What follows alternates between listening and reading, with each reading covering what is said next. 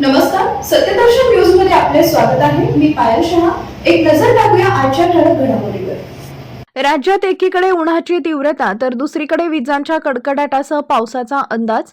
महाराष्ट्रात सध्या उन्हाची तीव्रता कमालीची वाढली असून बहुतांश जिल्ह्यांमध्ये हवामान कोरडे आणि उष्ण आहे. किनारपट्टीच्या भागात उकाडा आणि दमटपणा जाणवत असून काही ठिकाणी उष्णतेच्या लाटेचा प्रभाव आहे.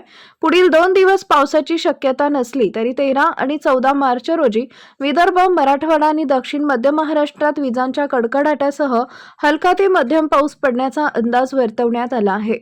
मुंबई, ठाणे, पालघरसह संपूर्ण कोकण पट्ट्यात उष्ण आणि दमट वातावरण कायम राहील.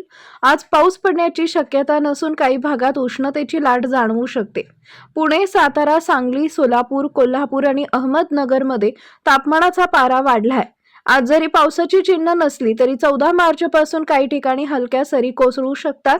आज हवामान कोरडं राहील, मात्र 13 ते 14 मार्चला विजांच्या कडकडाटांसह पावसाची शक्यता आहे.